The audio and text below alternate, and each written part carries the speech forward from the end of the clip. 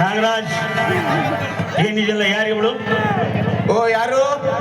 ಓ ಯಜಮಾನ್ರೆ ನೀವಾ? ಇವಳು ನಮ್ಮ ಮನೆ ಕೆಲಸದವಳು. ಕೆಲ್ಸಕ್ಕೆ ಬಂದು ಒಂದು ವಾರ ಆಯ್ತು. ಬಟ್ಟೆ ತೊಳೆದುಕೊಂಡು ಬಾ ಕಳಿಸಿದ್ರೆ ತೋಟಕ್ಕೆ ಬಂದು ಬಟ್ಟೆನೆಲ್ಲ ಬಾಗದಳದ ಮೇಲೆ ಇಟ್ಟದು ಯಾವ ಜೊತೆ ಸರ್ಸ ಮಾಡ್ತಾ ಇದ್ಲು. ಇಲ್ಲ ಯಜಮಾನ್ರೆ, ಇವ್ರು ಹೇಳ್ತಾ ಇರೋದೆಲ್ಲ ಸುಳ್ಳು. ದಯವಿಟ್ಟು ಇವ್ರ ಮಾತು ನಂಬೇಡಿ. ಏನೇ ನಾ ಹೇಳೋ ಸುಳ್ಳು ಅಂತ ನೋಡ್ತಾ ಇದ್ದೇನೆ. ಅನ್ನ ಹಾಕಿ ಸಲುವಿದ ಒಡೆಯರ ಮನೆ ಮರ್ಯಾದೆಯನ್ನು ಬೀದಿ ತಂದು ನಿಲ್ಲಿಸಿದ ನೀಚ ಹೆಣ್ಣು ನೀವು. ಇಲ್ಲ ಯಜಮಾನ್ರೆ, ದಯವಿಟ್ಟು ಇವ್ರ ಮಾತು ನಂಬೇಡಿ. ನಿಮ್ಮ ಕಾಲಿಗೆ ಬಿದ್ದು ಬೇಡ್ಕೊಳ್ತೀನಿ. ಇವ್ರು ಹೇಳ್ತಾ ಇರೋದೆಲ್ಲ ಸುಳ್ಳು. ಈ ನೀಚನ ಕೈಯಿಂದ ನನ್ನ ಅಂದ್ರೆ ನಮ್ಮ ನಿನ್ ಮಾತು ಕಸ ಮುಸ್ರೆ ಕೆಲಸ ಮಾಡೋದಕ್ಕೆ ಹಾಳಾಗಿ ಸೇರಿದ ನೀನು ಮಾಡಬಾರ್ದಂತ ಹೊಲಸು ಕೆಲಸ ಮಾಡಿದ್ರೆ ಯಾವ ಮನೆ ಯಜಮಾನ ಸುಮ್ಮನಿರ್ತಾನೆ? ನೀನು ಹೇಳು. ನಾನಂತ ಯಾವ ಅಪರಾಧವನ್ನು ಮಾಡಿಲ್ಲ. ತಪ್ಪು ದಾರಿಯಲ್ಲಿ ತುಳಿಯುವವಳು ನಾನಾಗಿದ್ರೆ ಇವ್ರ ಮನೆಯಲ್ಲಿ ನಾನು ಕಸ ಮುಸ್ರೆ ಮಾಡ್ಕೊಂಡು ಬದುಕ್ತಾನೂ ಇರ್ಲಿಲ್ಲ. ಮಾನ ಮರ್ಯಾದೆ ಗೌರವ ಅಂದ್ರೆ ಏನು ಅನ್ನೋದು ನನಗೂ ಚೆನ್ನಾಗಿ ಗೊತ್ತಿದೆ ಯಜಮಾನ್ರೆ. ತಪ್ಪು ದಾರಿ ತುಳಿಯೋಳು ನಾನಾಗಿದ್ರೆ ತಪ್ಪು ದಾರಿಯಲ್ಲೇ ನಡೆದು ಹಾಯಾಗಿ ಜೀವನ ಮಾಡ್ತಾ ಇದ್ದೆ. ಮುಚ್ಚೆ ಬಾಯಿನ. ಮಾಡೋ ತಪ್ಪೆಲ್ಲ ಮಾಡಿ ಈಗ ಸತಿ ಸಾವಿತ್ರ ಅಂತ ಮಾತಾಡೋ ನಿನ್ನ ಮಾತು ಕೇಳಿದ್ರೆ ಎಂತ ಬುದ್ಧಿವಂತರು ಕೂಡ ಮೋಸ ಹೋಗ್ತಾರೆ. ಮೋಸಗಾರ್ತಿ ನಾನು ಆಗಿದ್ದೆ. ಆದ್ರೆ ನೀವು ನನಗೆ ಹಣ ಚಿನ್ನದ ಸರವನ್ನ ತೋರಿಸಿದಾಗ ಅದನ್ನೆಲ್ಲ ತಗೊಂಡು ನಿಮಗೆ ಮೋಸ ಮಾಡಿ ಓಡ್ ಹೋಗ್ತಾ ಇದ್ದೆ. ಆದ್ರೆ ನಾನಂತ ಕೆಟ್ಟ ಮನಸ್ಸಿನವಳಲ್ಲ. ನಾನು ಬಡವಳಾಗಿರಬಹುದು, ಆದ್ರೆ ಭಂಡತನದವಳಲ್ಲ. ಏನಮ್ಮ ಇವನು ನಿನಗೆ ಚಿನ್ನದ ಸರ ಹಾಗೂ ದುಡ್ಡಿನ ಆಸೆ ತೋರಿಸಿದ್ದ? ಯಾಕೆ? ಹೌದು ಯಜಮಾನ್ರೆ, ನಾನು ಬಾವಿ ಕಟ್ಟೆ ಮೇಲೆ ಬಟ್ಟೆ ಒಗಿತಾ ಇದ್ದಾಗ ಇವ್ರು ಬಂದು ನನ್ನ ಮೇಲೆ ಬಾ ಅಂತ ಕರೆದ್ರು. ನಾನು ಇವ್ರ ಹತ್ರ ಬಂದು ಯಾಕೆ ಕರೆದ್ರಿ ಅಂತ ಕೇಳಿದಾಗ ನನ್ನ ಕೈಗಳನ್ನು ಹಿಡಿದು ಅಸಭ್ಯವಾಗಿ ವರ್ತನೆ ಮಾಡೋದಕ್ಕೆ ಶುರು ಮಾಡಿದ್ರು.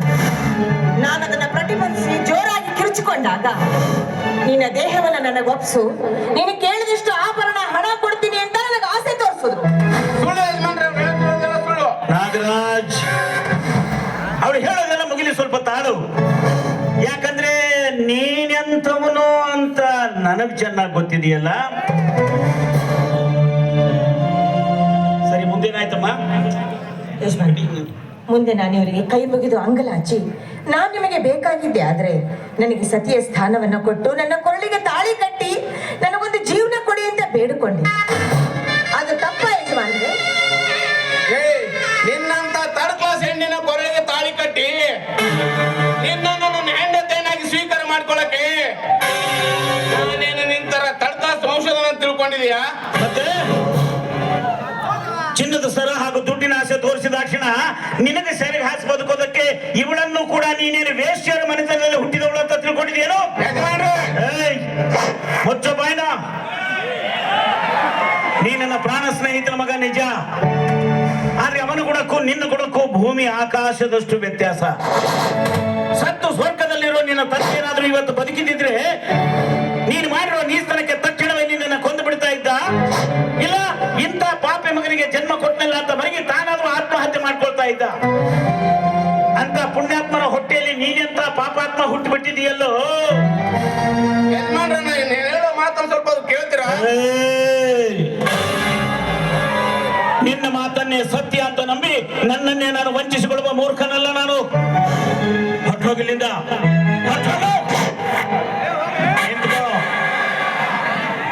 ಚಿಲ್ಲರೆ ವಂಶದವನು ನಾನಲ್ಲ ಅಂತ ಜಂಬದಿಂದ ಎದೆ ಉಬ್ಬಿಸಿ ಹೇಳ್ತಾ ತಿರುಗೋ ನೀನು ಮೊದಲು ಆ ನಿನ್ನ ಮನೆತನದ ಮರ್ಯಾದೆಯನ್ನು ಉಳಿಸೋದಕ್ಕೆ ಪ್ರಯತ್ನ ಪಡು. ಯಾಕಂದ್ರೆ ನಾಯಿ ಮನೇನ ಕಾದ್ರೆ ನಾಲಿಗೆ ಮನೆತನದ ಮರ್ಯಾದೆ ಕಾಪಾಡುತ್ತಂತೆ. ಇನ್ನು ಮುಂದಾದ್ರೂ ಒಳ್ಳೆ ವ್ಯಕ್ತಿಯಾಗಿ ಬದುಕೋದ್ರೆ ಹೋಗೋ.